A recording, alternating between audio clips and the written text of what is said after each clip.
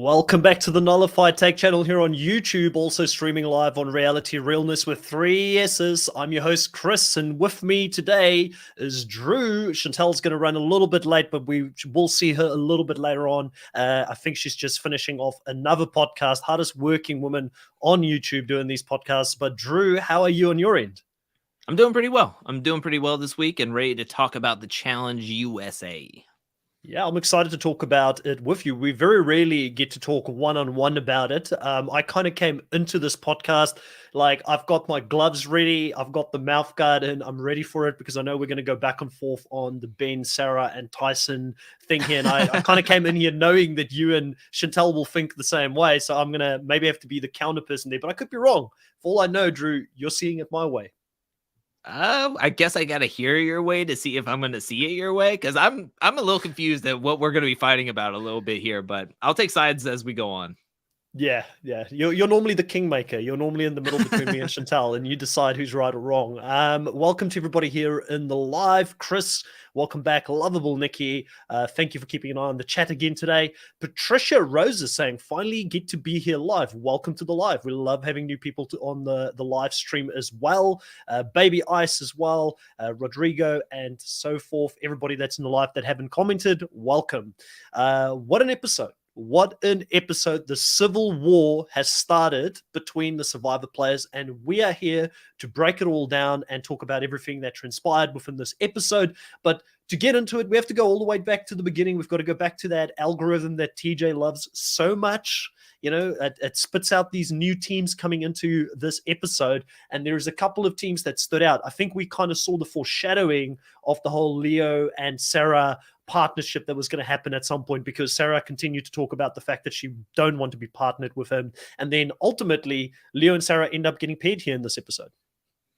Yeah, and I think one that I was able to kind of call out last week accidentally, I was able to go back to the What's to Come This Season trailer, and on my live Tiny Table Talk for Patreon, I was able to guess every single partnership because it was the beginning, but I accidentally guessed Tyson and Cachet was going to be partnered up last week before I even got to see anything, and I thought that was pretty good, but I felt like we could see the writing on the wall knowing that it's going to be a swimming challenge. Tyson has been a beast, and now he's going to get paired up with Cachet, who has admittedly saying she's not that good at swimming. So it was kind of like a test of, can Tyson still win even with a partner that may not be feeling that strong or confident in water?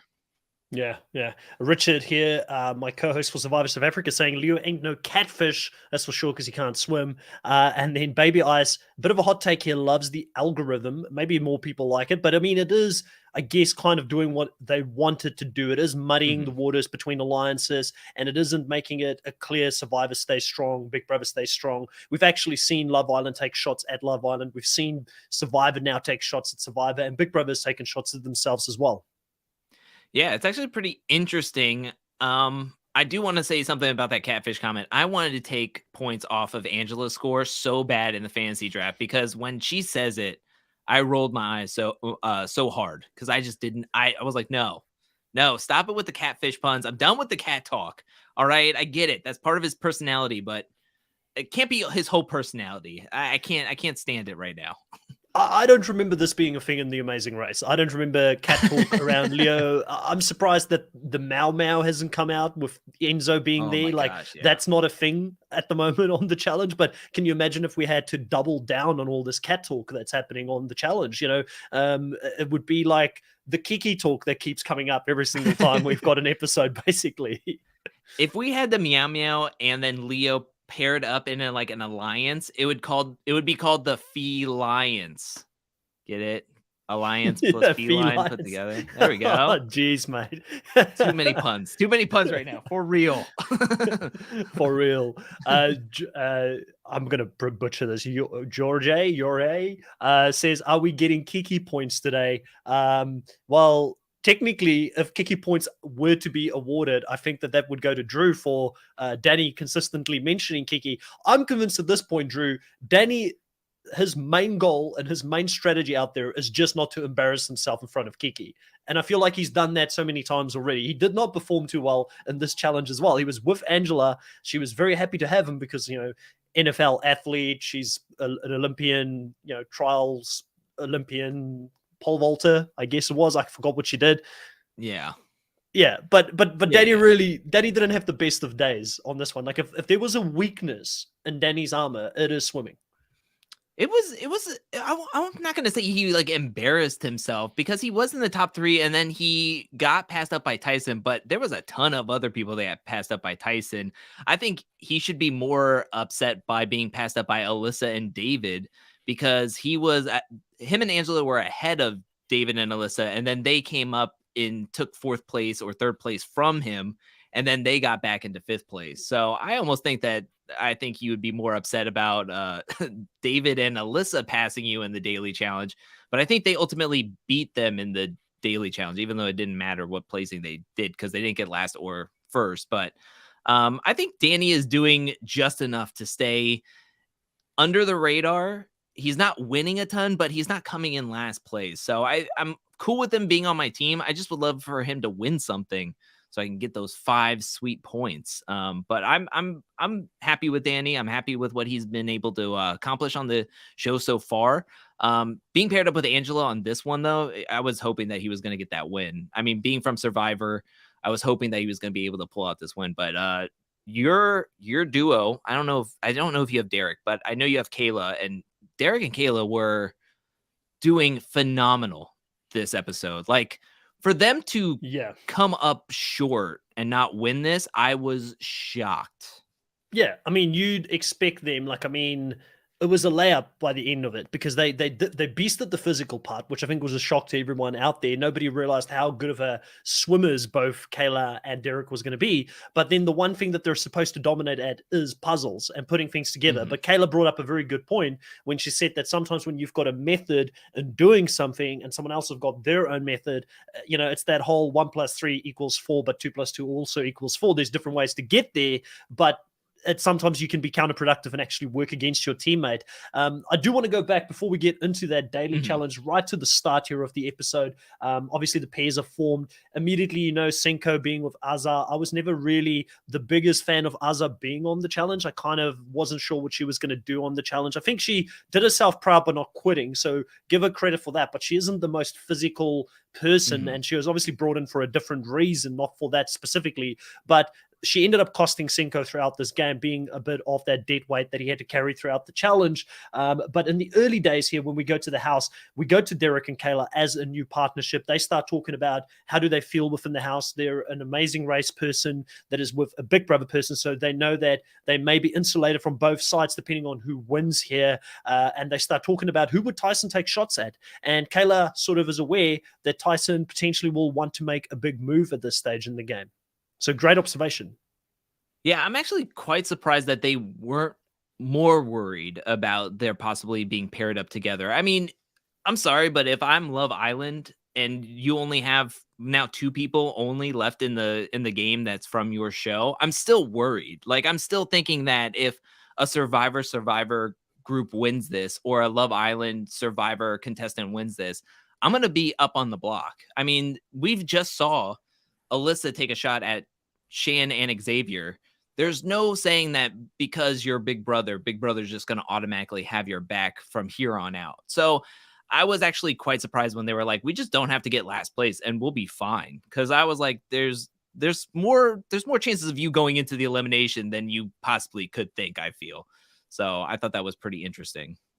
Yeah, I agree with that. More so here early on this episode, we see a bit of that relationship between Ben and Sarah. Now, obviously, for those who didn't watch Survivor, who aren't fans of Survivor, they probably wouldn't know that Ben actually gave his game up for Sarah in that season. He actually fell on his sword so that she could go further in that season, which was crazy for us back then because you're a champion, you're a winner of your season, you're playing in an all-winner season. You'd think you'd want to go all the way and win the season, but it shows how close they became in that season as a trio with Tony Vlachos and some of the other people that they were working with. So it's no surprise here to actually, and this is one thing that I think I called out last week. I wanted to see more of this interactions between these players that I know have got relationships. I want to see it to get some satisfaction to say, yes, that's Ben and Sarah talking and communicating here. Now, I know they're very 50-50. Some people like them, some people don't like them. I lean towards I like them, and I feel more justified now that we've had James on the podcast telling us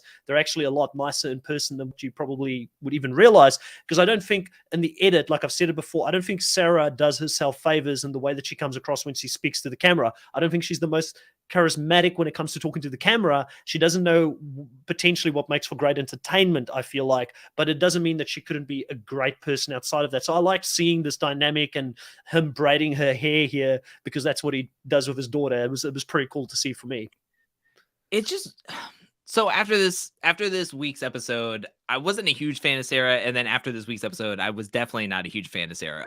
But I will say that there is something to, like, I don't know if it's the aesthetic of outside of her, and because I always felt like she was fine on Survivor with those confessionals, but when it comes down to the challenge, it just seems like it feels so unnatural.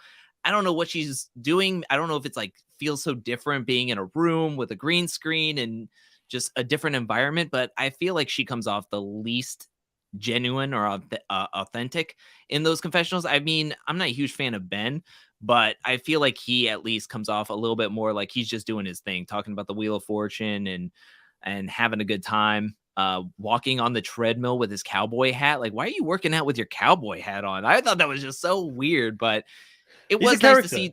Yeah, he is. He's like, maybe he's like thinking like, if I run the finals, I'm going to be walking with my cowboy hat. I got to walk it with it. It's his turbo training, like Turbo eating a bunch of pasta before he runs on the treadmill. That's exactly it. His 10-gallon hat. He has to make sure that he could still walk like 3 miles with it on his head. But I do like this interaction with them. I just thought that this beginning portion was a little clunky in the way that they were presenting all the information really quickly and so quick succession. I mean, it was like 6 minutes we had to get in the conversation with Derek and Kayla, Cinco and Cache, Ben and Sarah, then Tyson and Sarah talking about Ben, and then going straight into the daily challenge within 9 minutes into this into this episode. I just felt like it was just like super rushed, and some of the threads did not connect throughout the rest of the episode, and we'll probably get into that a little bit later on. Yeah, and feel free to bring it up if I talk over it for any reason, because when I started writing the notes for this episode, as we do when you do podcasting, yes, we do actually have to think about what we're going to say if we get onto one of these shows. I was thinking to myself, it's kind of rushed. It's the main plot points are very simple and straightforward almost. It's not as complex. And maybe it's because I just did a podcast prior to that this morning on Survivor South Africa, which is so complex because we're getting 4 episodes a week and it's all like 50 minutes long, and the amount of strategy and this is the plan and no, now this is the fake plan. So it just felt so straightforward after that, which is a relief to a certain degree that I don't have to keep on top of all of those different plot lines coming into this, but a very straightforward episode when it comes to that. But a few people here in the chat, I think, is bringing up some great points. Baby Ice and I, we normally see things the same way. He says, I was not a fan of Sarah before this episode. Now I hope she defeats the bastardly or dastardly villain Tyson. Listen, the thing for me, though, is, and I know people are going to be like, how dare she come at Tyson? And this is probably going to be the most controversial thing, is like how she was like celebrating after that win and, doing the throat cut and eating the turkey leg and going real crazy, right? And people are probably going to be like, that's too much. It's too much. But then again, I would rather have people show emotion and have that fighting spirit in the game than just go out without fighting and there being no entertainment or nothing for us to talk about on these podcasts. Yeah, I'm gonna say it right now. It was cringe. It was awkward, especially when they were like tied up together and they were still trying to like move around and try to seem like dominant or assertive, and they kept on like stumbling over each other. It was just weird. I really like. So this is my thing. I actually listened to both podcasts. One of the Devin and Davon podcast where they interviewed Cache about this episode, and then I listened to Tyson's podcast to get the full view of what was going on. And when we hear on the episode's edit that Leo's like, I called you my brother, Tyson, and it's supposed to be like this big old like et tu brute kind of vibe. And Tyson on his podcast was saying that he called him that day one, and he thought it was really awkward. He didn't like it. It was uncomfortable. It made him feel uncomfortable. So that's when we get the, I don't know what to tell you, dude. Like, I called you my brother. Whatever. Like, I don't care. It's yeah, you're right. I mean, Richard here, obviously another big Survivor fan, saying his money is on Queen Sarah and loves Sarah, but the post-win reaction was cringe. That's me. I mean, I can admit it. I am definitely biased towards Survivor in general because that's the show that I'm supporting coming into this. But I admit, like, it wasn't great. I admit there's some flaws in how she comes across when she does confessionals, where she's kind of robotic, or I don't remember her being bad at confessionals in Survivor, similar to what you said. So it's weird to see it as different, and I don't know what it is, but I think what made it even more cringe and more weird was Tyson's non-reaction. Like, I mean, he's just there like, what are these people doing? I've never been this angry at anything in my life, you know? Yeah. And Tyson is just like the perfect yin to the yang of what Sarah and Leo brought in intensity. And Leo's one for me was like, you know, there's no hate on Leo. I saw someone earlier ask, why do people hate Leo? We don't hate him as a person. I think he's probably a nice guy, but the cat stuff is a little bit much. He's not being portrayed in the most positive way. And then him taking this so personal, like you were my big brother in the game. I mean, you've known this guy for like, what, 2 weeks, a week? You know, why are you so burned? I understand why Sarah has burned, because they've played games before. Yes, she did betray him, but she thought that there was going to be a mutual respect based on that Survivor ties that they had coming into the game. So I can understand. I'm not saying that she's fully justified, but I can understand that more. But with Leo, I don't understand why he's so offended by this at all. Yeah, I don't. Well, then again, he's coming from a show and a game where you just perform. You do the task, you perform, and we're seeing him in like just joking around. Like when he jumped in. Well, I don't know if he jumped. He didn't jump in the water. He kind of like slowly lowered himself into the water at one point. And he had that part in the daily challenge where he said, TJ, I love you. No, TJ, I hate you. Why would you do this to us? And then you can see Sarah just being like, what are you doing? Shut up. Like, let's do this thing. And I guess that's what Cache was saying on the podcast, on the Challenge Official podcast, about how Leo just didn't seem like he was taking anything super seriously. So that's why a lot of people did not want to be partnered up with him, and was cool for him to go into the elimination and hopefully wanting to get him eliminated. But she did say that we do have something to look forward to, because she said that there was a fire lit under Leo after this elimination win. And I think this has put his head on straight, made him want to focus in this game, knowing like, okay, well, there's actually people playing this game. They actually see me as wanting to take me out. They're not seeing me as a real threat. And I got 4th and 3rd place on 3 times in the Amazing Race. I want to prove everybody that I'm here to play and I'm a worthy competitor. And she said that we have something to look out for with Leo moving forward in this game. And I'm actually very excited, not just because he's on my fantasy team, but because we have another competitor kind of kicking it into gear. We want to see people come into play. And I'm actually looking forward to seeing what he can do moving forward if his head is actually in this game, because his performance has not been there at all. Yeah, it's like Dolores says here. So far. Yeah, Dolores brings it up. She says, because Leo isn't taking the challenge serious, or that is how he's being perceived in the game. That's why some of that hate is there. That's why they want to throw him in. And then one of the funniest things for me this whole episode is Sarah actually digging her own grave by telling everybody he is so bad and he was terrible to like work with. And then everybody's like, oh, okay, we'll take notes of that. And when the time comes, we'll throw him down there, because like Cash said, if she's paired up with Leo in a swimming challenge, that's an automatic elimination ticket for her or arena ticket for her, and she wants to prevent that. So, Sarah is a great social player, but I don't think she's fully worked out the nuances of the challenge. The challenge is a different game compared to Survivor, where one person could be the person that throws you down there, which is what happened here. You could be good with 80% of the house, but guess what? If Cash wants to take a shot at you or Tyson wants to take a shot at you, they're going to do it. And I think that she just didn't think that through 100%, because you kind of don't want to paint an unnecessary target on a partner that you've already had. You've gone through the worst. You've done this whole daily challenge with him. You don't have to have him back in your team maybe for a couple of rounds, because that's done and dusted. Now this is someone else's problem. Stay quiet about it.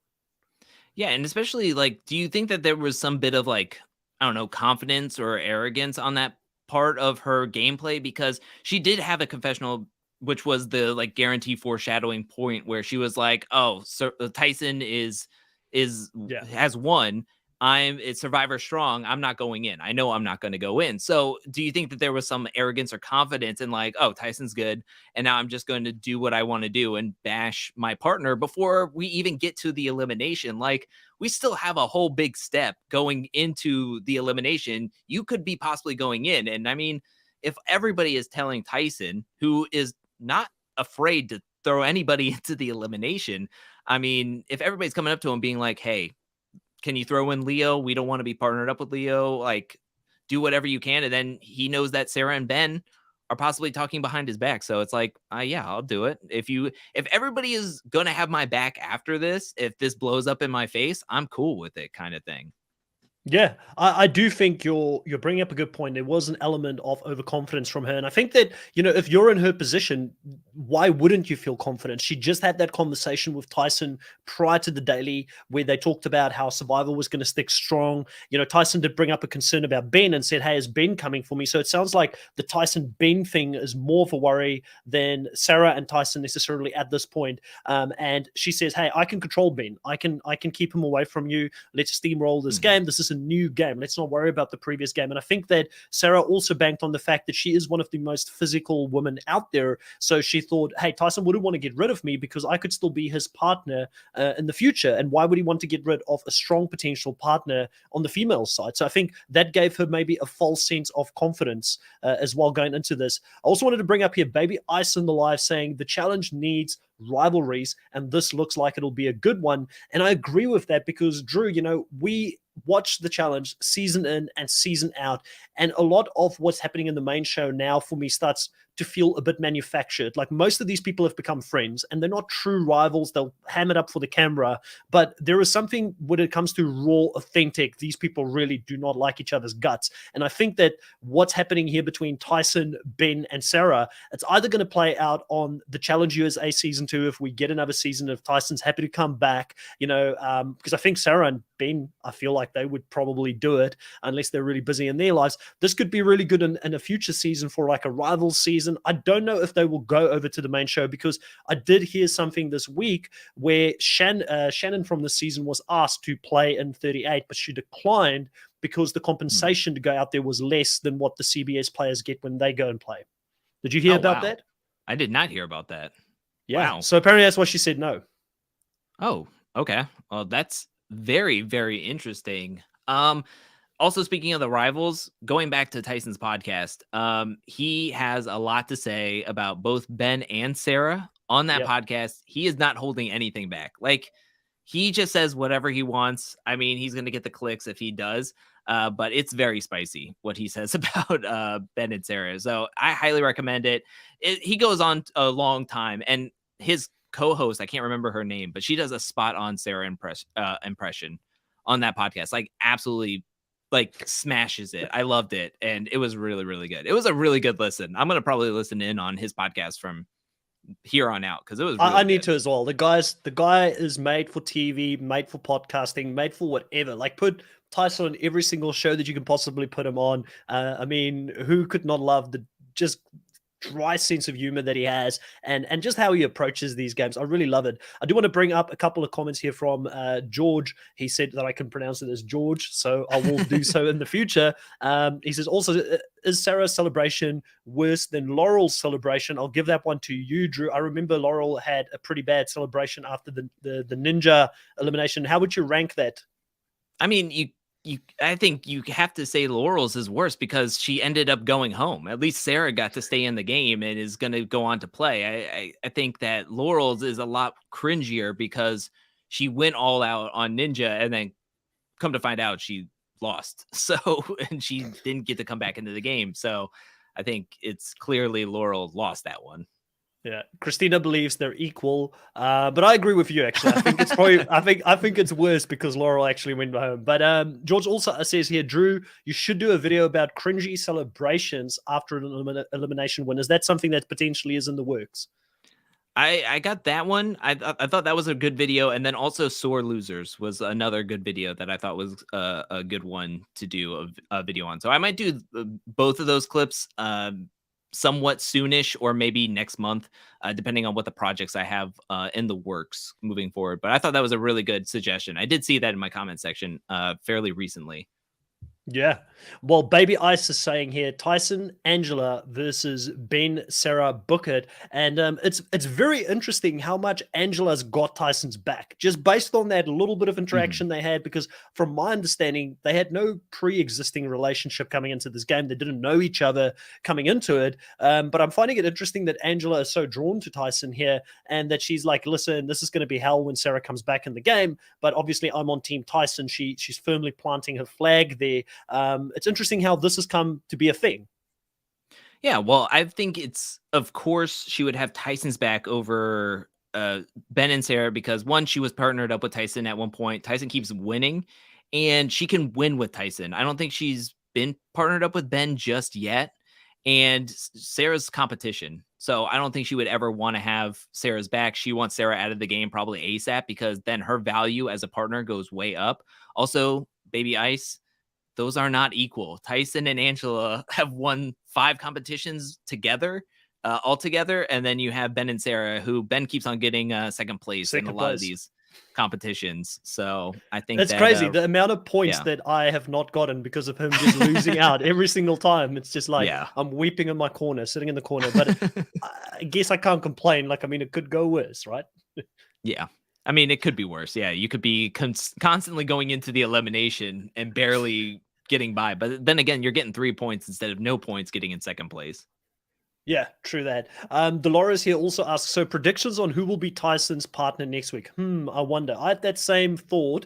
I really hope that production does not screw this up, and I hope that they don't put Sarah and Tyson on the same tribe. Or tribe survivor, same team going into the next one, because I feel like we need Sarah and Tyson. I know it would be funny to see them work together when they just had this massive go and she was showing him the kill sign and eating the turkey leg, and Tyson had no response to that. That could be interesting, but I think it's more interesting to see the house divided and actually going after each other at this point, with Sarah saying that if we're going to war, you want to be on my side. And obviously Tyson's got his warriors. I want to see that clash rather than Tyson and Sarah being paired up together in this next round. How about you? I just think that it's gonna be Tyson and Sarah. They're gonna have to make them work together. Tyson right now is giving them such good confessionals. He's winning so much. I just think that that's overpowered if they're partnered up together this early in the game. And I also think that that wastes the tension that is on this season that happened this episode moving into next episode, because if they're partnered together, it's almost like when you and your sibling is like fighting with each other, and then instead of separating you guys, they make you like wear a belt around your arm, and then you have to like be tethered to each other for the next like 12 hours, and you have to work together, and that kind of like squashes whatever beef because you have to work with each other, and it kind of makes you work through your things to have some sort of communication with one another. If they separate them, then there can still be this tension of like, okay, I can try to win to get him into the elimination, and then Tyson can try to win to either send them into the elimination again or just try to save himself. So I'm hoping not that they're not going to pair them up together, because I think that's going to be too powerful, but I just feel like that's how the algorithm works nowadays. So I just feel like that's how it's going to go. Yeah, Chris is saying, just to sort of change subject there for a second, saying that Angela is drawn to Tyson because of his long blonde hair reminds her of Tyler. I had the same thought, to be honest with you, Chris. I'm like, does she see like Tyson being like an older version of Tyler? And maybe that sort of he's not as curly. That's like the big difference there, No. I think. But yeah, definitely drawn to him at this point. Also, Kaylee here saying that they do need to do a rival season. Now there's so much beef, especially off camera, that can help with building storylines. And I mean, from this season alone, you've obviously got the very obvious Tyson versus Sarah one that's developing right in front of our eyes. You can also say Ben versus Tyson to a certain degree at this point. You know, it could be Cash versus Sarah, however they want to do it in the future. But I think it's more the Tyson being the nucleus of that. And then obviously you've got this massive betrayal by the Big Brother alliance with Alyssa and Kylan pulling the move on X, and also Sean, the previous one. So you have got from this season alone already 4, 5, 6 rivalries that's just developed in this season. Would you say this is the reason that the season is so good? Because it is juicy seeing these new rivalries being created right in front of our eyes, like I said, and it feels authentic. I think it's the rivalries, but also like people are willing to take shots. Last season, Challenge 37, everybody was like, why don't you take the shot? Why don't you take bigger shots at bigger competitors before we get to the finals? Why aren't you taking a shot at CT? You're just throwing in rookies all the time. And this could be so easily so boring to where people would be like, I'm Survivor strong. I'm Big Brother strong. I'm just going to keep going with the status quo. Oh, there's Love Island players and 2 people left early. We'll just keep on throwing Love Island in until they're completely gone. And I'll keep on throwing in Amazing Race players until they're completely gone. We have back-to-back weeks of Big Brother taking shot at themselves, and then we have Survivor taking a shot at themselves. And it makes for interesting TV when people take shots and they go, I'm good enough. I'll just work my way and try to get further into the game myself. And hopefully my strategy, my social skills moving forward can help me make up for the numbers that I might be losing in my quote unquote alliance, even though I don't feel like I can trust person A or person B. So I think that that's what's the most thrilling to me. Is I was wondering what would happen after the Xavier and Shan blindside. Will we still keep on seeing blindsides, or will Tyson just, and the Survivor players who keep on saying Survivor strong, just keep on bulldozing through the numbers now that Big Brother has taken some hits, Love Island has taken some hits, Amazing Race is only 2 players at this point, and it's like, all right, well, no, they're willing to take shots at each other too. And I think it's exciting. It shows for some unpredictability, even though the challenge editing team isn't trying to be subtle at all with their editing style.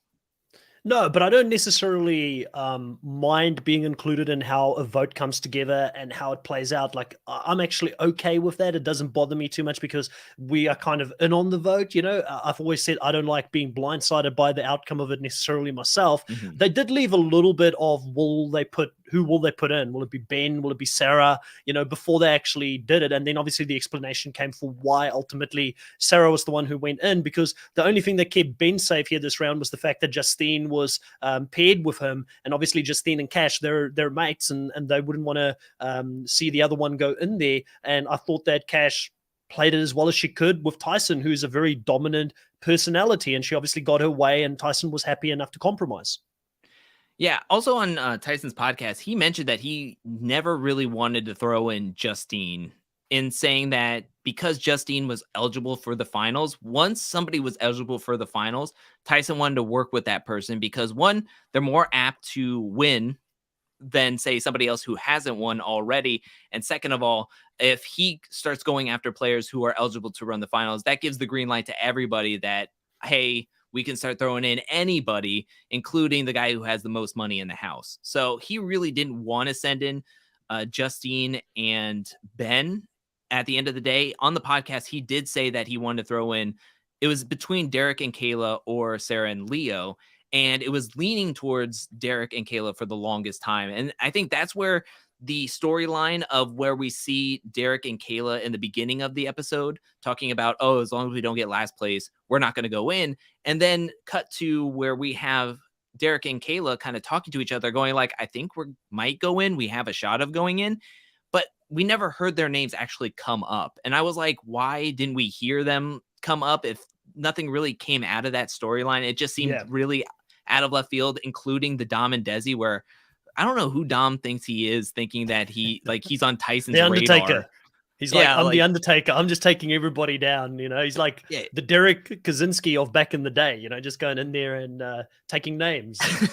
It made no sense when he was like, we're going in. We're 100% going in. Where he's paired up with Desi.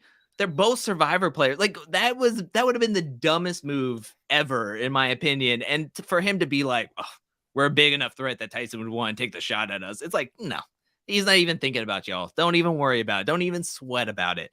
But I do think that Kayla had a good read. Kayla had a good read on that. And we'll talk more about Kayla in a bit. But Kayla had a good read because she's like, why would he go after Desi? Desi's like one of the strongest females in the game. Like, obviously, he wants to pair up with Desi still because he hasn't been with her.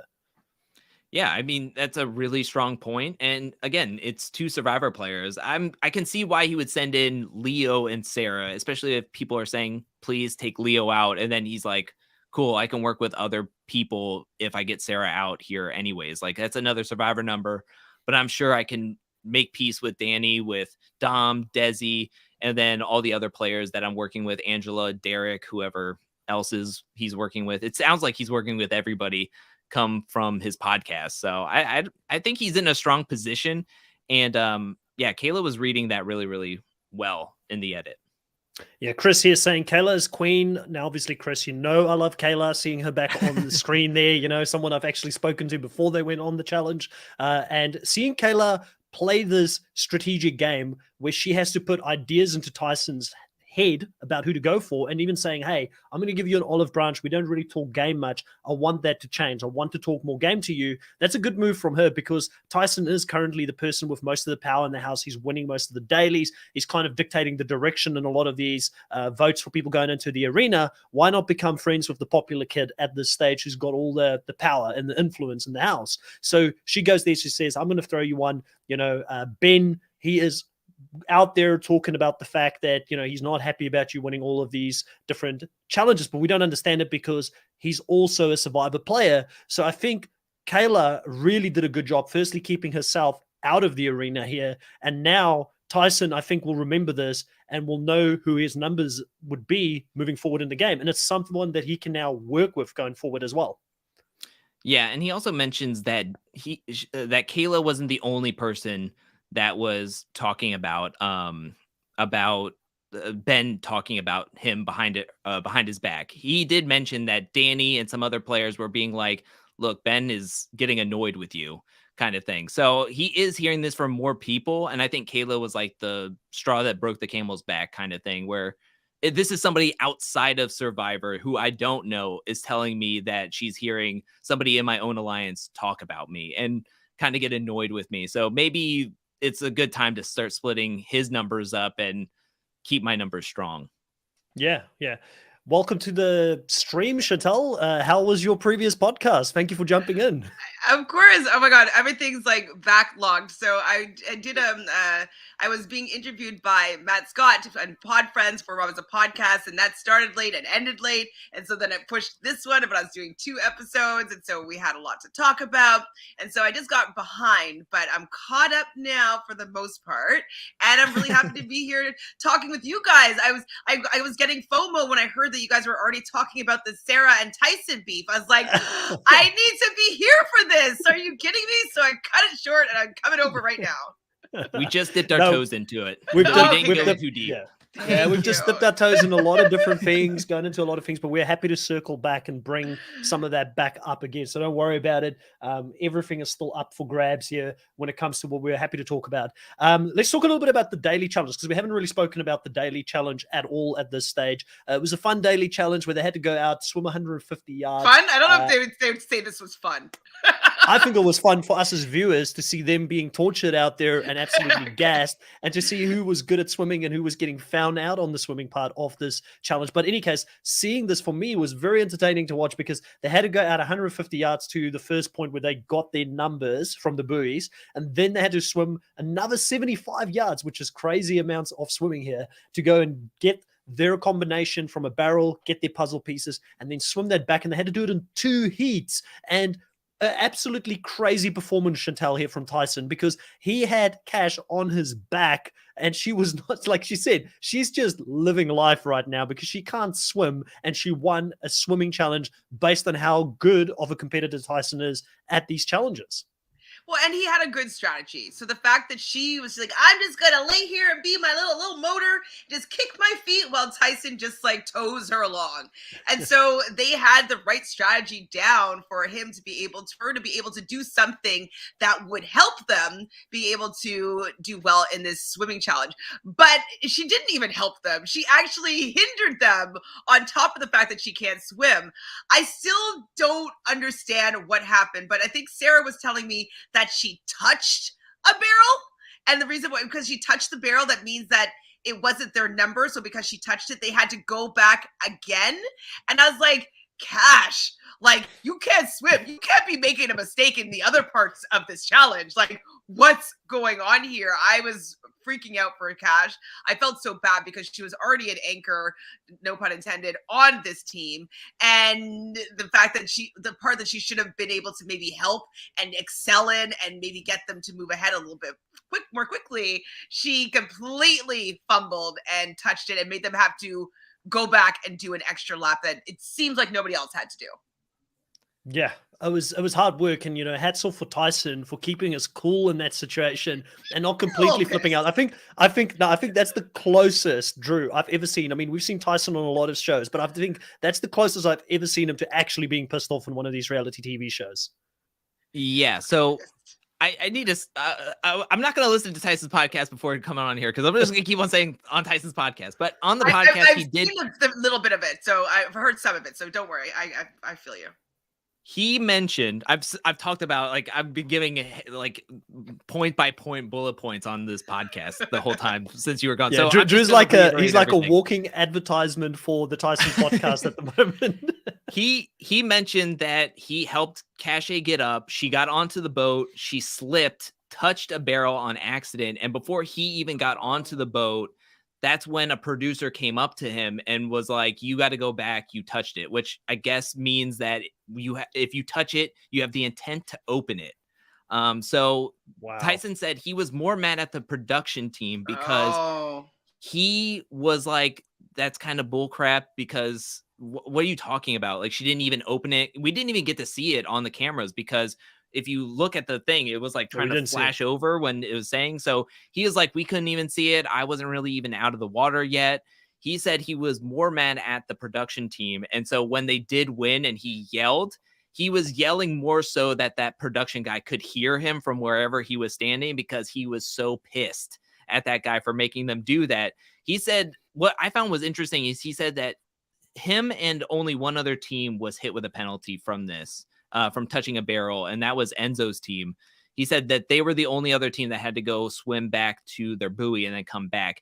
Everybody else was fine. Even he called out David because he said on the edit, David was just touching every barrel and they never had to go back. So that's where we see Cache kind of open, like doing the whole walking through the barrels with her hands up throughout the rest of the time, which makes a lot more sense. But yeah, he said he was upset kind of rewatching it because he saw David and a lot of other people just touching barrels randomly. Like, so he felt singled out at that point, but they still won. Well, Struggling at Art here says, I'm sorry, but I don't believe she slipped and touched. She must have been like actually touched something that's just not fully opened it. And the thing with that is that if he wasn't fully up there to see what was happening, then Cash could have been like, oh, I only touched it when she maybe did a little bit more there. You don't know what actually happened. But they could have showed it. They didn't show it in the edit because they didn't catch it. So a producer caught something and like what if she just went like to put her hands down just to like center herself and read it? Like, I don't think touching a barrel should be a disqualifying factor because you could stumble, you could trip, like why is that? Like, if you open it, okay, 100%. I thought that she actually opened the wrong barrel, like silly, like stupidly and absentmindedly or something like that. Just like opened a barrel, but no, if she just touched it. Like, I think that that's really, really unfair for that to be part of the rules. Like, you can't touch a barrel that's not yours. No, you can't open a barrel that's not yours. That makes sense to me. I would have been irritated if I was Tyson. If she tripped, that's even worse. Even Trouble worse. Cools, you're just in time. Never apologize. Whenever you jump in, we're happy to have you here in the live with us. Also here, Taylor is saying that they appreciated the form in Shannon's dive in the daily. I don't think I saw this little moment there, Chantel, but talking about Shannon, you can comment on that. But also, I saw a little bit of news this week that Shannon was asked to be on season 38. Drew didn't know anything about this, but she declined because the money for going there was less than the CBS show. That's why she didn't go. Did you know anything about this? Or was this tea that I know that you guys don't know, which is I think you're insane making to up me. tea just to pretend like you have some tea, because I not heard of this at all. I don't think anybody in the chat has heard of this, so I don't know where you get your sources from. Hey, ignorance is bliss. Ignorance is bliss. That's what I'm going to say.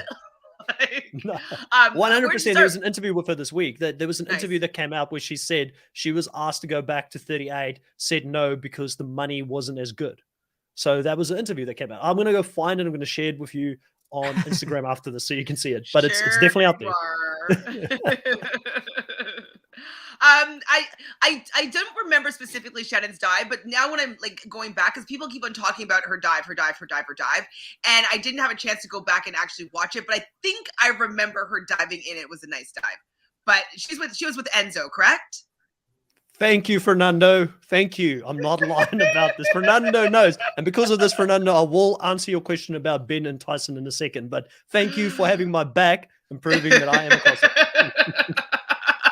Fernando is definitely on your team. Yeah, he's the new co-captain.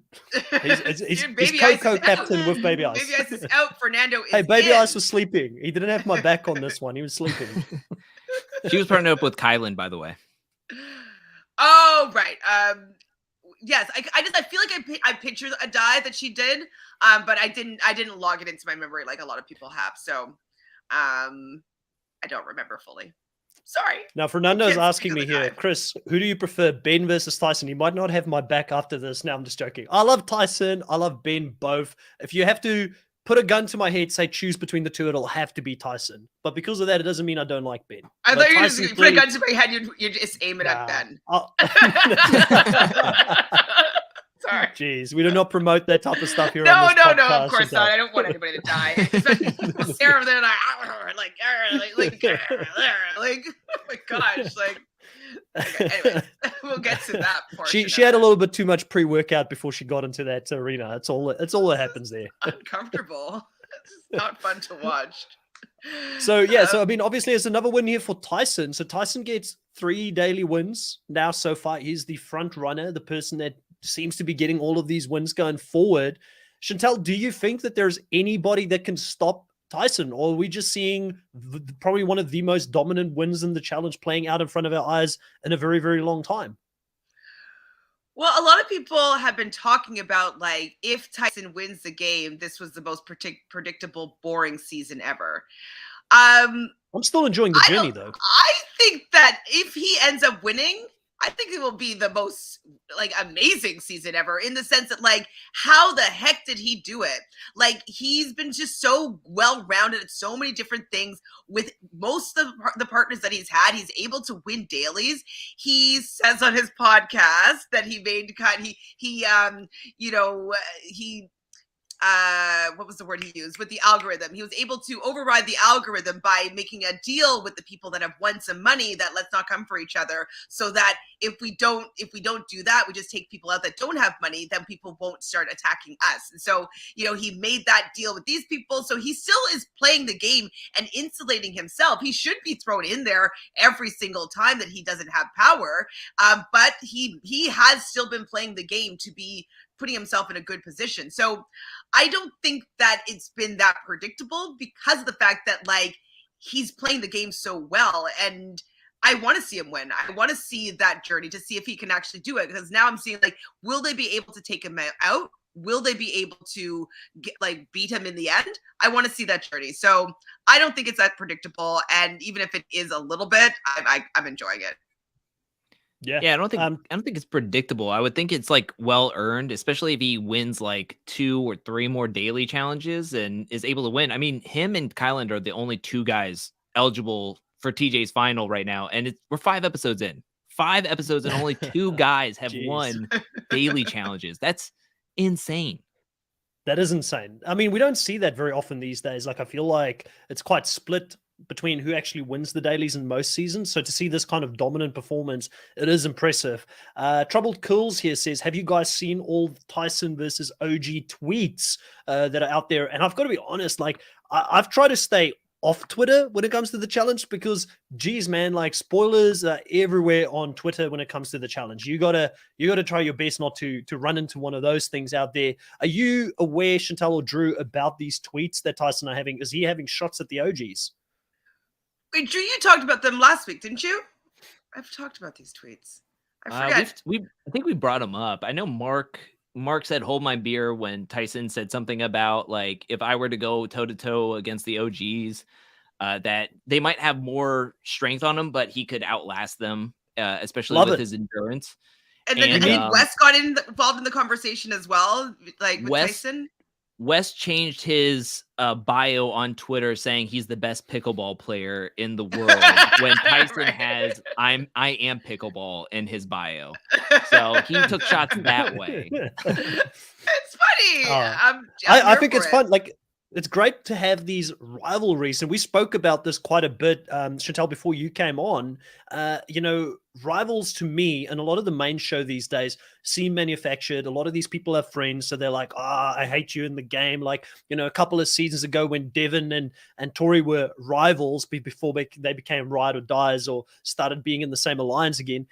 I don't feel like it's true rivalries these days, where we are seeing new rivalries being formed here on the Challenge USA. You've got Kylan that with Alyssa ended up taking a shot at X, taking a shot at Sean. You've got on the other side now the Tyson versus Sarah versus Ben faction that's developing. It seems like we're getting a really good amount of rivalries here that can carry over into the USA 2 or USA 3 season, or even more so, a rivalry between the two shows. I would love to see like these shots being fired. Yes, let's get the CBS crew fighting it out with the main show, because guess what? The main show's got a lot of experience playing this game. And if you disrespect them and you get some of those big hitters on a season with them, things are going to happen. It's going to be exciting. And I do want to see, can Tyson hold it up with the likes of a West, with the likes of a Bananas, with the likes of a Mark Long? He would work with West, though, probably, right? Like, I don't know.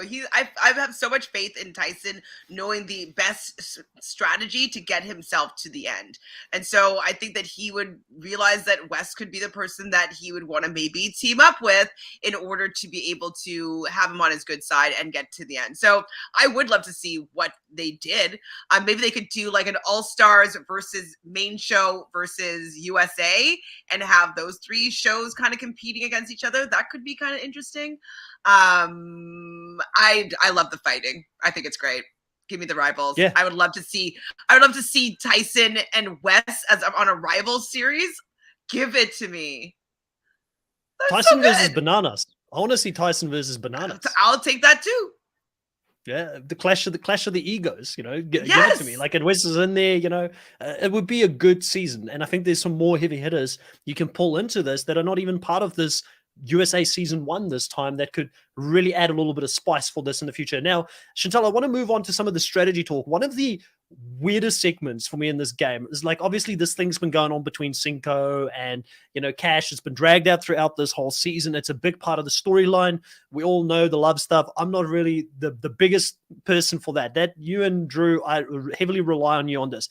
But when it comes to the strategy side of it here, Cinco having a chat with Azar before they go in there to say, hey, let's not give them anything because clearly Cash is going to use that against us.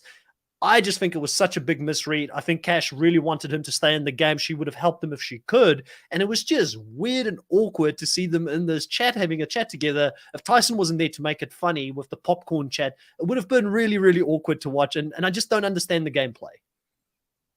It's really dumb. We saw in episode, I think it was 2 or one of the episodes where I was like, oh, it seems like Cinco doesn't understand the strategy of this game, because he was saying like, oh, we should throw down like a big guy that like, or somebody that's really strong. And James, I think it was like, no, we're probably going to be going in. They're not going to go and throw in someone strong. And I was thinking like, you don't want to necessarily throw in the strong people, because then you become one of the strong people that they want to throw in. win. And so you kind of want to target people that are not you. And so that was my first inclination that he is not going to be a strategic mastermind here. And he also hasn't had any power. So he hasn't had to make any real decisions. He's only kind of been involved in drama and seeing drama play out. So when he's having this conversation with Azza, we also know, yes, she understands strategy, and she's watched a lot of these shows, so she's watched a lot of Big Brother, so she understands the strategic elements of the game, but she doesn't understand how to put herself into a good position in the game, or she would rather just say yes and do what this guy says, as opposed to carving out her own strategy or putting her own opinion forward. So no matter what, she wasn't going to give any pushback to be like, hey, no, that's dumb. Like, let's decide our future here. Like, let's have a say in our fate. And if we don't want to give Cash any sort of ammunition, hey, let's maybe say somebody else that would maybe lead them to another way. Like, they could be still strategic about getting what they want. And so I definitely thought it was a missed opportunity, for the fact that in order for her to use it against you, you have to be in the house, or it doesn't matter, right? Like, it doesn't actually matter. Exactly. So I'm thinking that they must have just thought that the two choices that they were going to do most likely were going to be Alyssa and David, or Kayla and Derek. Those were the choices that maybe they just thought that those are who they're most likely going to be going against. So we'll just let them decide between those two, because we don't want to ruffle any feathers and we don't want Cash to have any ammunition. But they also didn't realize that if they don't say who they want or they don't want, that then they won't get either necessarily. That also opens up for them to be like, oh, well, you don't want either of those, you don't care who you want, well, then we'll do who we want, which is what they said. They're like, oh, do you know who that leaves it open to? Everyone. And so I think it was a complete missed opportunity for whatever petty drama. Like, I was like, what are you even talking about? Like, how is she going to use this against you? Like, she wants you in the villa, and you, sorry, ego, but you're going to have to grovel to her to get what you want in order to stay. And so his ego got in the way, realizing, yes, he might be a fan of the challenge, but he's kind of in like the popcorn muscle category of not really knowing the strategic side of it. And yeah, I don't think he's actually long for this world, even though he really wants to be on the challenge, because this was a floppity flop bad. Yeah. Do you think there's any hope for him if he was to come back, Chantal, that he could change his game? Or is this just Cinco 101? He would look at this season and say, I've learned absolutely nothing coming into a future season. Do you endorse a return for Cinco? He can come back, but he needs to have a partner, like, depending on what the series is going to be about. But if he had a partner that was strong strategically and strong physically, so he can get some power and understand, like, learn how to use the power that he has and use strategy, I think that maybe he has a shot, because I don't think he's a dumb guy, but I think that he doesn't understand the strategy of these games because he came from a love show. And so I'll give him a second shot, but I would want him to be working with someone that is strategic. So Cache mentioned on the official podcast, the Challenge official podcast, that they had not been speaking with each other for a couple of days at that point. They were at that point where they were like tired of each other and they hated each other. So I think that plays a factor into why he didn't want to say anything. Also, Cache mentioned that the week that Tiffany was being sent into the elimination, that Cinco actually wanted to volunteer to be sent into the elimination against James and Kayla, because he wanted to go in there. He wanted to prove something. He also wanted to save Tiffany, and Cache kind of like put her foot down saying, no, that's not going to happen. This is your dream. Don't put yourself in an unnecessary risk type of thing. So once Tiffany had left, then they stopped talking to each other. She said that there was like this like stuff of he felt manipulated by her, that he felt like they could have won in that elimination, and now he's out Tiffany, he's out a player in this game, and so he didn't want, say like he goes into the elimination, he comes out and he comes back into the game, now whatever he says could be used against him, but he has to come back into the game first. Well, yeah. But he's thinking that he's trying to think 2 steps ahead of like, if I do come back into the game, she can use it against me when they're going to do whatever they're going to do anyways. And even Tyson says on the podcast that they could have said whatever names, we're going to make the final decision. So they could have said us whatever. He also said that Cinco and him had a conversation after deliberation, and Cinco told him personally who he would want to go up against. So he took that into consideration, but ultimately he did whatever he was going to do no matter what. So I don't think it was a dumb wheeling move. and dealing here. You know what I mean? But Being I don't like, think- hey. But I don't think it was a dumb move. I think there was some intent to it, but there was a point where Cache did say that she really wanted him in this game. Like, push comes to shove, she still cared for him. She knew that this was big for him. He just took it a different way at that point, and there was a lot of mixed signals, I think. And it was the whole thing about this episode was it's complicated. Let's just throw that in there. Like that beginning scene of them talking in the gym, it could have just been labeled it's complicated, and then we could have been off onto the daily challenge. That's how I felt like it could have been read at that point. So I don't hate it, but I do think that he could have sent out a name and it wouldn't have mattered anyways. But I fully endorse Cinco coming back. He could politic, he can have fun, do his thing, hookups, and then maybe smash somebody in a hall brawl named Fessy. So I'm cool with seeing him on the main season of the challenge. Without cash or with cash? Because there's someone that said that he'll probably be in an X's season if that happened. I feel like to get a fun Cinco, we need to see him without cash, because then he's really going to let loose. I think that he was probably even like Cash felt like he was flirting too much and he was doing too much, but I feel like he probably did hold himself back as much as he could with her being around. If she's not there, I think that he will be politicking a lot more compared to what we even saw this season. I mean, I'm cool with an X's season. I want to see another X's season at some point. Like, that would be great to see. Let's go back to an X's 2, 3, 2, 3. Yeah, 3. It was a 3, not 4. Let's do X's 3. Why haven't we gotten into that yet? So I would like to see that happen. Well, so like, I don't care if cash comes in, but let's have fun. So what's been floating the IG webs is seeing all the people that people have dated. So it has Fessy and it has like, I don't know, like 16 women that he's dated since Haley. And so there would be a lot of Fessy just keeps winning, doesn't he? But they did Fessy, they did Nani, and I forget who the other person that they did, like all the people that they've been Ashley? dating on the show. I saw Ashley. Is it Ashley? Okay, I don't remember who, but I mean, maybe they're trying to gear up, like be like, hey, producers, there's a lot of X's floating around there, like, and if you could put some people that have crossover X's, that could be really good and messy. Come on, producers. So I would take an X's season with Cash and Cinco, except Cash can't swim, and so I would want them to be still a strong duo. If they were coming back on a Nexus season, I don't want them to be angry at each other and suck. Like, I want them to be good. So I don't know. Chris is calling it out, Chantel, for bringing up the F word here on the podcast. You know, Chantel secretly loves him. She just doesn't want to admit it.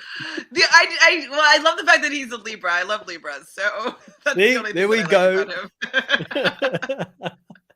All right, well, going on into this episode here, we're going to see after Kayla does some really good work shifting a target away from her. I don't know if you wanted to comment on that if you were on the podcast when we started talking about that, but I thought Kayla had a really good episode in how she strategized, got close to Tyson, showed Tyson, hey, I could be a number for you here. So, you know, who do you want to work with? You want to work with the people that are in power. We see that every single season. I think it's a little bit of her experience of maybe being a challenge fan where you see some of these players like your Bananas, your West, your CTs, those players that normally have the power in the game. You want to work with them if you want to go deep in the game. And she found her niche here, or she found her spot where she could add value to Tyson's game. And I think Tyson will not forget this. So I was very impressed by her keeping herself off the block and also throwing Ben and Sarah under the bus in this episode.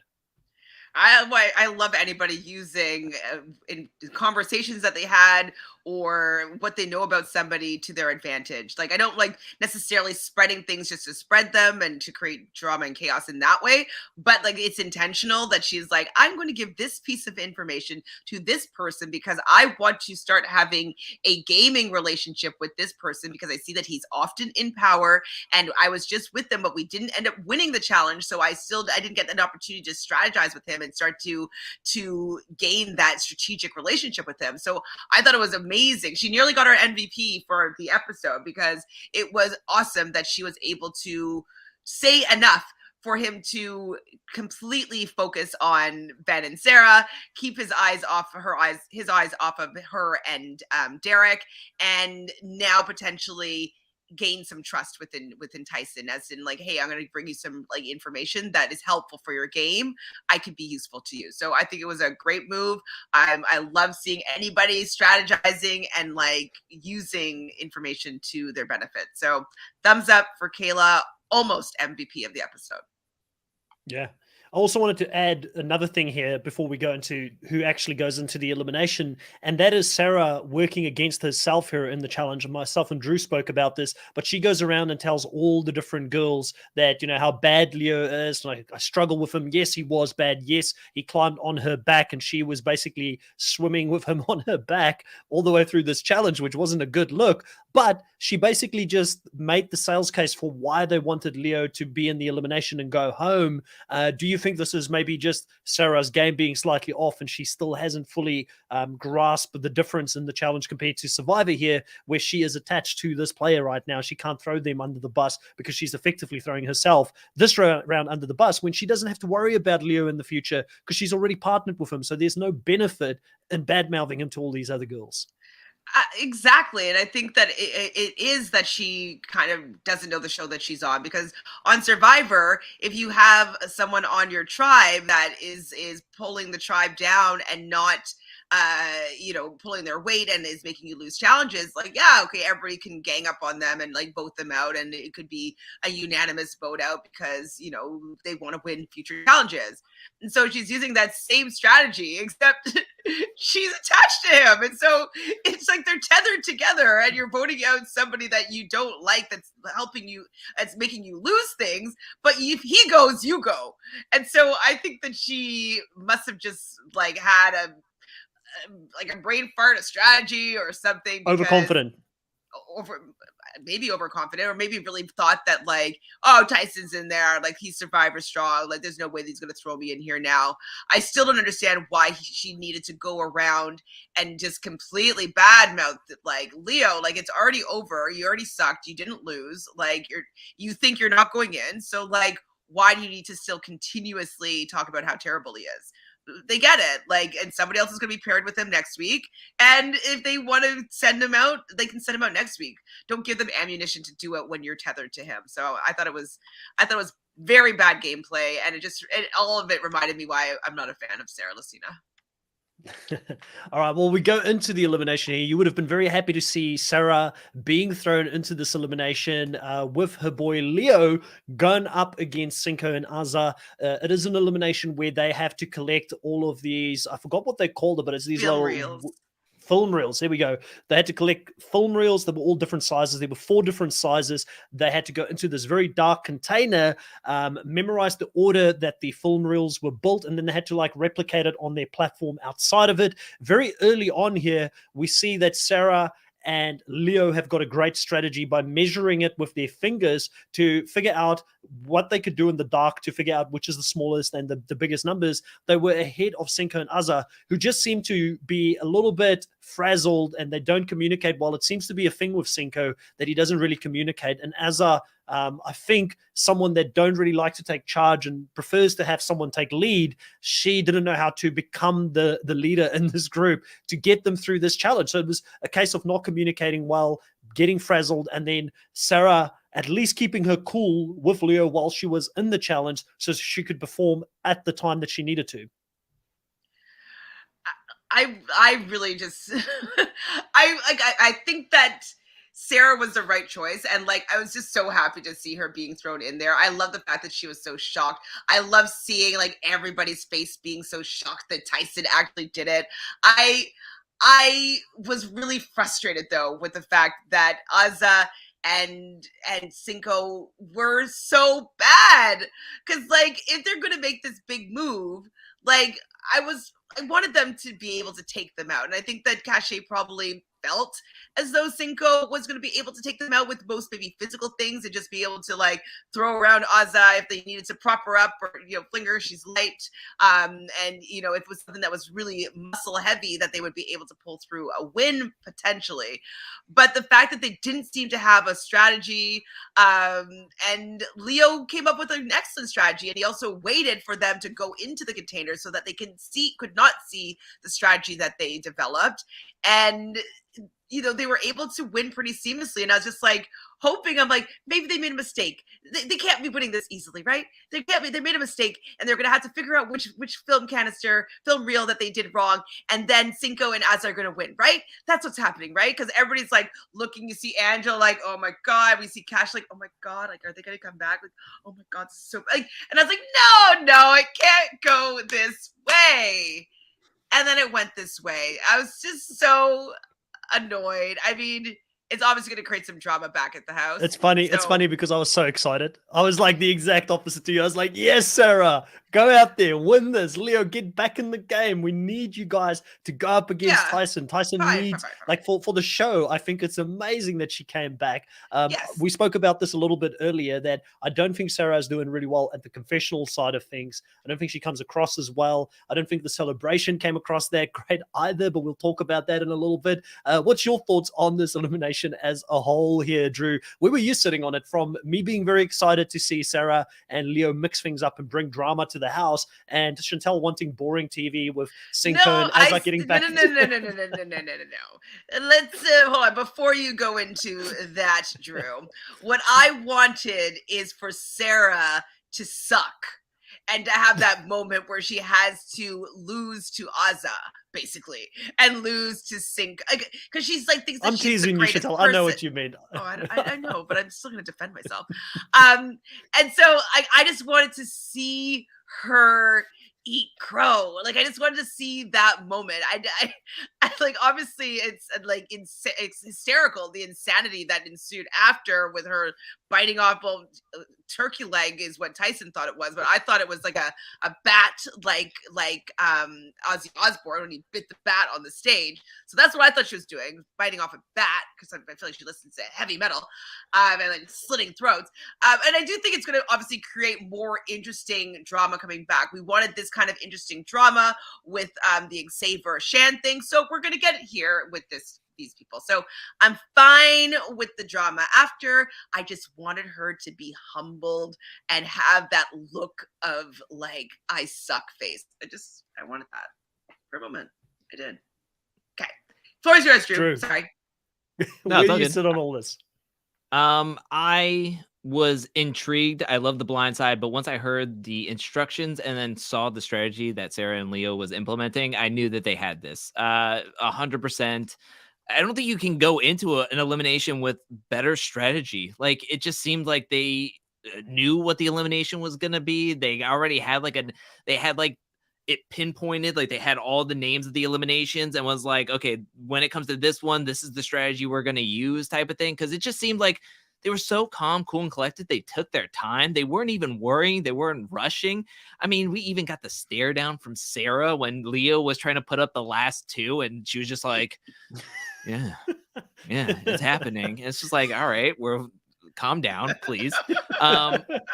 It just stunk because I really liked Cinco. I wanted to see him go further into the game and see what he could do.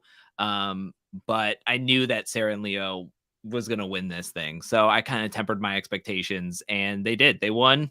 I was not ready for that celebration, but they did a really excellent job. Even the cringiness of it. I even love the cringiness of it. Do you know why? Because it adds to the show. It adds to the flavor of the show, and it gives us as fans something to talk about on these podcasts. Danita here has got a really interesting comment. She says, I kind of wish that this episode was on the MTV, because apparently Sarah's celebration and the post-elimination bus ride home was spicy. We have loved to see all of that. We would have loved to have seen all of that. So we may have missed out on that, but hopefully we get a little bit of that in the house next time as well, because I feel like the gloves are off now. It is the Survivor Civil War that is starting right now, Chantel, and we know Survivor players do not play around when they backstab and blindside people. So I feel like this game is going to go up a couple of points on the Richter scale when they get back to the house now moving forward. And I love seeing that. Now, so what do you think that the algorithm is going to do? The one thought that I was having, that it wasn't necessarily going to be a civil war, as in like a Survivor going at each other and attacking from within. Like I didn't. That wasn't the way my head first went to. I first went to that they're going to have to stay civilized within the war that they're having against each other, and that being that Sarah being paired with Tyson, because that would be karma. We know she said I don't want comment. that. That's the boo to that outcome. And then Ben and Angela are like having at a standstill. But we could get a moment where Sarah and Tyson maybe win and they have to come to an agreement, or they have to throw themselves into elimination or something to that nature. So I'm not sure what's going to happen, but I'm wondering if that is a potential outcome. So what are your thoughts? I don't know. Yeah, for me first, I'll go first before Drew, you jump in and have your own thoughts on that pairing. I think that's what production is going to do. Do I want to see Sarah and Tyson be together immediately after this? No, I want them to go head on against each other. Production might want that to happen because Tyson's been such a superstar and he could be in a very dangerous spot right now due to the move he just pulled off that didn't fully pay out for him. So I think that we could see that configuration, but that's the most boring outcome for me personally. Yes, there will be some fun because they have to find a way to work together, but let's see these two juggernauts go head to head right now, because I don't think Sarah is going to be afraid to throw Tyson in and to go for him directly, because he just came at her directly. And I don't think Sarah is going to sit back and just take this lightly. She said that she felt disrespected by him doing that. And I think that she said, you know, if you go to war, you want to be on my side, not Tyson's side. She threw a lot of shade. Some of them were interesting, you know, saying Tyson played 4 times and only won once. She's played 3 times, only won once. It's not that big of a difference, Sarah. And nobody enjoys her, like, other than Chris. I do a little bit. Chris is like her only fan, and like, and not onlyfans.com, like her only fan. And everybody loves Tyson. Like, who is she going to get on her side? Like she doesn't have anybody other than Ben that is super supporting her at this point, right? Like, who does she have? Maybe Desi? I don't know. I think Desi would go with like other people where the numbers were. Unless Sarah has power, I just don't see her being able to take a shot at Tyson. We won't see repeat partners, Danita, because Sarah and Tyson have not partnered. Desi and Tyson have not partnered. I don't think Tyson has partnered with many Survivor, if any Survivor players at this stage. It's mainly been Big Brother, Love Island, I think, at this stage. But anyways, what's your thoughts, Drew, on the whole algorithm? What's the ideal world for you for best TV next week going into it? Is it for them to be paired together, to be separated? How do you think this is going to shake up? I mean, I think honestly it would be better to be separate and separate all of them, all 3 of them, away from each other. But of course they're going to put Tyson and Sarah together. We saw that when Justine, where we had Sally lose, and Justine was like pissed at Tyson, and then they were paired up together, and in 5 seconds they were all happy to be partnered up with each other, and then they were doing their thing and won. And then we had the same thing with Dom and Angela after he was thrown in and was like, I want my revenge on Angela, and then it's like, oh well, you'll be partnered up with each other. So I mean, it's going to be the same song and dance as the algorithm is. I mean, TJ wants to keep on putting descriptors on it of it being perfect and random and spectacular and supercalifragilisticexpialidocious. But come on now, there's a guy named Dave behind the algorithm, kind of like the Wizard of Oz screen, just like doing this and then writing names on 2 index cards saying like, oh yeah, they had beef with each other this episode, and then spit it out kind of thing. So yeah, I mean, it's going to be predictable. Chantal, it looked like you wanted to say something there. No. I was just like thinking that like whether or not they're going to do that or not. Like if they do not do that, what would be the other combinations that they would do? Yeah. I'm actually asking. Like, what would be a better combination of people? Yeah, I mean, because I'm not sure exactly. I should have come in here prepared to know who is definitely lined up with who, I guess, or who has been together. I I think have Desi and some. him have not been together. Yeah. Someone has some. I'll send you some over. While you're It's not looking that up, everybody. I'm just going to answer this one question here in the live. Troubled Cool's asking, do we get to ask you guys how you feel about the speculated cast of the Challenge Australia? I have seen a speculated cast for Challenge Australia recently leak. It was slightly different to the cast list that I had on hand, which I'm not allowed to talk about. I would be interested to see who of those people actually will be on the Challenge Australia and who isn't, and which list is the most up-to-date one. I will definitely do a bit of talk about that later on the channel. I'm sure Drew and them will do their homework in regards to that as well. Obviously, being that they're from Australia, there's a few of them that I know from their shows that they've done in Australia. So I kind of feel like I'm going to be leaned on here to be the knowledgeable person from the Australian side. But there again is a lot of love shows on this thing, and I don't watch love shows, so I'm a little bit out when it comes to that. Yeah, Oh. I've dabbled a little bit into who is like a part of the supposed cast list, but right now they say they only departed on July 31st, so it's very, very new. They're still in quarantine, and right now I think there's 14 women on the list that is being put out there and 10 men only, and somebody already got dropped. So I'm waiting until we see some form of an elimination or an indication that the game has started before I do anything, any major research into anything, because I'm not going to be researching 30 something people and then to find out 15 of them are false or just rumored out there from some random podcast or whatever. So we'll see. I'm going to make a video on it, just waiting for some hard facts. I've watched. Yeah. So did you get is Lucky on it? I can't remember who I've seen. No, Lucky's not on it. So I don't know how much I can talk about. But yeah, there's a few Survivor players that I can confirm that I've seen. I mean, there's not many Survivor players, so it's kind of pretty obvious. I'm pretty sure Brooke's on it. I'm pretty sure that John is on it as well. But the guy is John with the mullet, long hair, yeah, the mullet, yeah. So he's on it. I'm pretty sure those two are on it. The person that I saw somewhere, and I don't know if this made it to the speculated cast that people were saying is on it, is Luke Toki. If that is the case, I'm shocked because my understanding was that Luke Toki wasn't on it, but I could be wrong about that. Maybe they did add him. Maybe they added him last minute. I don't know. If that's the case, they made a really good decision if they did add him, because he should be on it.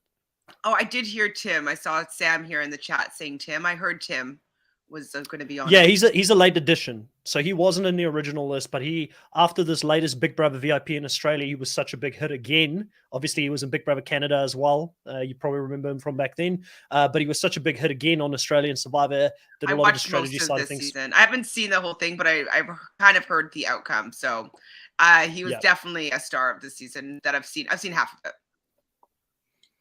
What is that? What is this?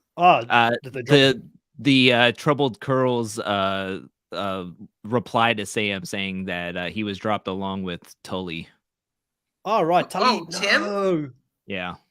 Tully was fun, man. Like, she was so much fun on it. Tully she's from Speak Out Australia as well, right? Yes. Yes. Yeah, she was a lot of fun in her season. So that's sad, because I would have loved to have seen her on it. She was crying this all the is time. Overlapping. The Challenge Australia is overlapping with Heroes versus Villains Australian Survivor. So like a lot of good cast members are not on this because they're currently going to be filming the Heroes versus Villains season, and 12 returnees are going back. So because of that, I think it kind of dipped into some of the people that we could have seen. But yeah. Did you get, Chantal, that list of people that Tyson have not partnered with yet? Hold on. I'm just going to pull this up. Be interesting to see. And then Drew, if you could start getting the points ready for us on the draft picks, we'll probably go into that straight after this. So I'll do a quick share screen on who we still currently have in our teams. This might be useful in any case as you talk through who Tyson haven't been partnered so far, Chantal. So yeah, so it seems like Tyson's eligible partners are still Desi, Kira, Sarah, and Shannon. Interesting. So out of those, the best TV they'll think is Sarah. I think we all know it's probably going to be anticlimactic. They're going to put him with Sarah in this next round. Going into this, obviously we lose 2 players this week here. So Azza sadly, from Chantel's team, and she takes a double hit with Cinco also being removed from the team. A little bit closer there to Drew now in the amount of people that you've got left in the game. And for the first time, I'm in very unfamiliar territory here, guys. I'm not used to having halfway through the season the most players still in my team. Normally, I've only got 2 or 3 players left by this time. So it's a bit of a unfamiliar territory for me at this stage. Drew, how are we looking with the points? Y'all are looking good. Both of you guys are looking great. Just to put it in perspective of how my draft is going, if both of your teams got 0 points this week, I would still be in 3rd place. Let's just say that.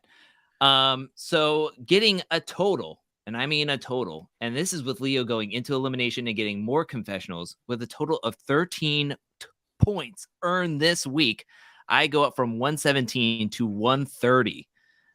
So I am comfortably in 3rd place right now. Chris, I double checked, I rechecked, I triple checked. You are in 2nd place this week. So you go up a total of 28 points. And so you went from 140 to 168. Your leading scorer is Kylan with 29 points, but you also have Sarah with 28 points, and then Alyssa with 27 total points. So you're doing pretty good with that trio right there. And Chantel, you are number 1 yet again, going up a total of 46 points. You go from 136 to 182. Wow. And it's because Tyson, you're getting like double points every time Tyson wins. You have their partner, you have his partner. So did you have the list, Chantel? Be truthful with us. Not Alyssa, not Alyssa, but she didn't win with Tyson. You're no. Did you have the list? Did you have the list on the placement? And who was in, like, do you know more than us? This is what I'm asking. No, I don't. I wish I did, but no, I don't. I didn't. So the only person I knew was Giovanni was out first. That's the only thing that I really known. Everybody else, I kind of didn't really know how they did. Sorry. Your leading scorer, of course, is Tyson with 44 points. And then Cache is your 2nd leading scorer with 37 points. So 182, 168, and 130. And that is the news. All right. The news. Chantel, you're killing it this season with the points, doing really well. As long as you can hold on to those players moving forward, I think you're in a pretty good spot. But I've got to say, Angela's getting confessionals when she doesn't need to get confessionals. You know, Tyson's doing really well. He's being Tyson this season and dominating. So I'm really fearful that you might have the guy and girl champion team. And I will say that would be a formidable team if they go into a finale. So I feel very bullish on those. Then Desi is potentially a silent killer, but we just don't get to see much of her, even though for those people who have never watched the challenge, the edit is very different. You don't really get a classical winner's edit like you would get in Survivor, so it sometimes can be hard to predict who's actually going to win the show. And then for my team, you know, I am still feeling pretty comfortable with Kylan being a silent killer, really performing well, obviously getting all those points for me at this stage. And then I think Sarah is going to be tough to take out. And now that there is a fire underneath Sarah, we're going to see her come out to play to win this thing and go hard. So those are the 2 players for me on my team that I'm heavily relying on at this stage. Drew, how do you feel about your team currently and your prospects? You seemed quite down coming into this thing, but you're still getting Kiki points. Every single episode, you get those Kiki points. It's just really tough having only 3 players on my current team who are actually still in the game. So it's just really difficult. I mean, Danny gets at least 1 confessional, to mention Kiki. Justine is queen right now of the game and my team. And Leo finally showed up. So yeah, the other 2 are missing and irrelevant. I'm going to be putting wanted posters out for David and Kira to do something, because they have done nothing. They have done nothing at all in this game since the very beginning.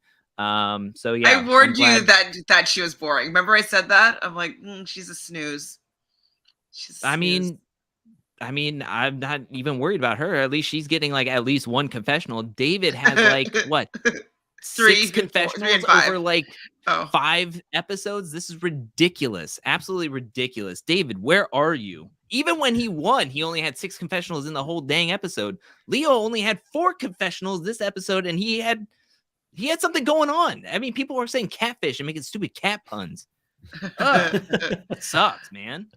Yeah, it's tough. Good. Love you. I wonder what you think here, Drew, because TJ, he does talk about the fact that there's certain players that he really thought were great. So he mentions Alyssa, he mentions Tyson, he mentions Danny even. He doesn't mention Sarah, is my point. And so this says to me that she must not win the Civil War. Like I just don't understand why she isn't seen as a bigger player or somebody that is going to do well in the season when she's coming with all this vigor and vim to this back into the house, and like she's so angry and Civil War, karma's a bitch and all this stuff. She must flop, because wouldn't TJ be like, oh yeah, she's definitely bringing some fire to the season? Like, I don't know. I feel like we would hear more about her if she gets it to the final. But we're only hearing about like Angela and Alyssa and Danny and Tyson. And I would feel like those 4 people probably get to the final, and that's why he's talking so highly of them. So yeah, wouldn't surprise me. I actually saw something recently where somebody put a picture of who TJ was talking about, and I do remember seeing Sarah was on there. I do remember seeing Ben, Danny, Ben Tyson, was on there. I don't remember Sarah on there. I do think he mentioned Sarah, but after seeing some of the people that he named, I question if TJ is too close to the challenge to really know what's good for the challenge at this point. So I'm looking at you, TJ, conspiracy eyes, just like skeptically, like maybe you don't make the best decisions, TJ. Well, apparently he doesn't make any decisions. He just shows up and gets the script and talks. That's what he says. He doesn't make decisions in the challenge. It's different to Survivor, where Jeff has got all the power, right, when it comes to it. Sam does ask a question here. He says, who would you cross off from not winning right now? Who do you think will have no chance at this stage of winning? Well, I think David. Like if we don't take David into consideration, who else? Kira. I just don't see them. Like, there's not a lot of people that are left in the game that are qualified to run the final, right? Like definitely not that many men. The only men are Kayla and Tyson at this point, right? No other man is qualified to run yet. At the women, it's Justine, Angela, Alyssa. That's it, right? Nobody else is qualified. Oh, and Cachet. And so I don't know. I just don't know how many more people are going to be winning, because they are cutting out the weak people, which means that the less strong people won't necessarily be able to beat the stronger people. So they might keep the rich richer, Top 4 men for me at the moment, and anybody that's not in the top 4 is not winning this. Tyson, Danny, Ben, and Kylan. Those are the top 4 men in the game. Agreed. For me personally, still left. For women, anybody that's not in the top 4, not winning this season. Top 4 women for me at this stage is going to be Angela, Sarah, Desi, and Kayla or Alyssa. I don't know. Maybe top 3. Like I'll go on the top 3. Like I feel like the others, it's too hard to predict. But I think Sarah, Angela, and Desi are the 3. Justine could get in there. She's just so under-edited. Like, if she was to win this... She's qualified, though, right? Desi's not qualified yet, so... That is true, yeah. I'll call out some names. And Desi's under-edited as well, so... I'll call out some names. I don't think Derek's going to win. I don't think David. I don't think Alyssa. I don't think Cachet. Enzo, Kira, and Kyland and Dom. And Leo. That's who I don't think is going to win. Chris calling me out of my bias for the Survivor plays. I can't help it, Chris. I love the Survivor plays. Desi have I don't know what her voice sounds like. She hasn't really had that many confessionals for you to be like, Desi is so much more prominent than Justine. Justine had some big episodes. She just has so much promise, but then Justine has also done really well. She's actually proven herself promise-wise. I would love for Cash to win. Based on the edit, I'd love for Cash to win. I mean, can you imagine Cash winning this whole thing saying, I'm just living my best life. I can't swim, but I won the challenge? I would love that. I would love that story. Cash is my favorite from this season, by the way. From all the newbies for me, I absolutely love Cash. Like, her personality is awesome. A superstar. We should get her onto the main show, but they need to pay people more to go to the main show moving forward. Apparently. So what I was showing you was like the actual list that people had of who hasn't been paired with people left yet. So Enzo still has to work with Justine, Angela, Kayla, and Shannon. Kylan still has Justine, Desi, Kira, and Cache to work with. Ben still has Angela, Desi, Sarah, Shannon, and Cache. So he has some good people to still work with for sure. Or maybe it's going to be Ben and Sarah together versus Tyson and somebody else. Maybe they'll do that. David still has Desi, Sarah, Shannon, and Cache to work with. Oh, and Angela. Oh, who's I gonna think I know who drag? David's gonna be paired up with next week. Who? Sarah? That'd be good. Kira. Oh, really? I think so. No, Kira's not. He must have been paired up with him. She's not on this list. Oh. Angela, Desi, Sarah, Shannon, and Cache are who seemingly, if this is correct, haven't been paired up with. So David and Sarah would be kind of funny because like she's so hates being with people that aren't as amazing as she is. Yeah, you just want Sarah to be gone yesterday at this point. So you're like, just throw her in there with anybody that's going to be an anchor at this stage in the game. Who else? They didn't have everybody, but Justine's eligible people are Kylan, Danny, Derek, and Enzo. So 2 pretty decent partners she still has left to go with. Sarah still could be partnered with Tyson, Danny, Ben, Dom, or David. So Tyson's the most interesting, right? It would be. I know you're saying it's boring, I mean, if you look at it that way, it would be. Who's left? Like who she has left to be partnered with, unless they put her with Ben. I think that would be more boring because then they both could be out if they wanted that. So I think that wouldn't necessarily be great. If Sarah and Danny are together and then they win, that could be interesting. But who would Tyson be with? Tyson and Desi? That could be interesting. Danny is interesting. Just while you bring that up, Danny was interesting this episode because he was having real close one-on-one chats with both Sarah and Tyson.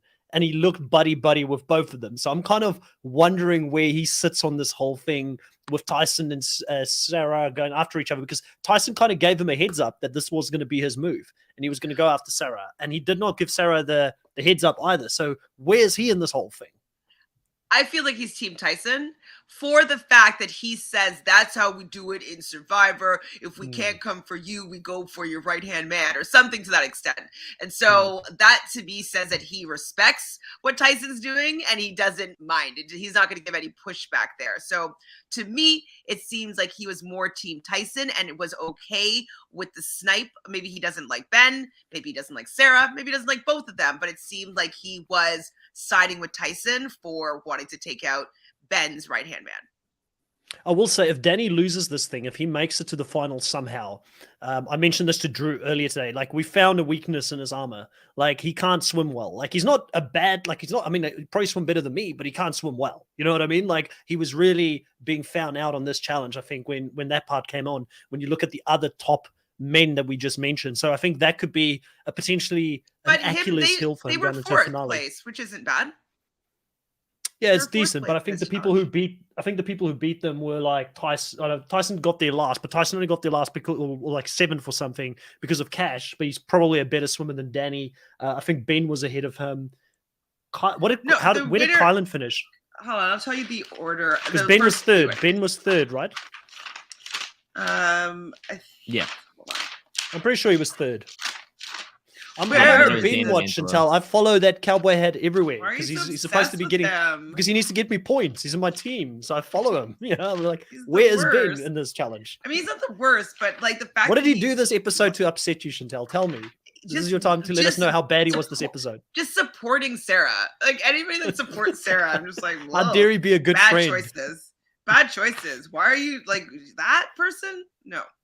Not my type of person to support. Okay, so Tyson obviously and Cash were first. Kayla and Derek were second. Ben and Justine were third. Angela and Danny were fourth. So I think that Danny's competitive enough to be able to swim. I still really like though the fact that Angela pulls him out of the water.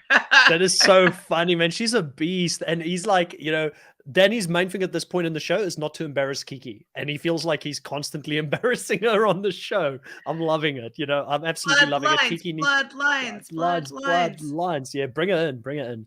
All right, guys, I think we're all out of discussion points here for episode 5 of the Challenge USA. It has been another solid episode. I don't think it was the episode of the season. I really like to see the fractures happening and Survivor potentially splitting up in a civil war. I'm hoping # bring civil war into this challenge house for next week. But it's been great talking to both Chantal and Drew here about it. Thank you to everybody that was in the live here today with us, that commented, asked questions. We love hearing from you. If you agree or disagree with us, it's all fun and love on this side here. And we'll catch you guys next time. Bye.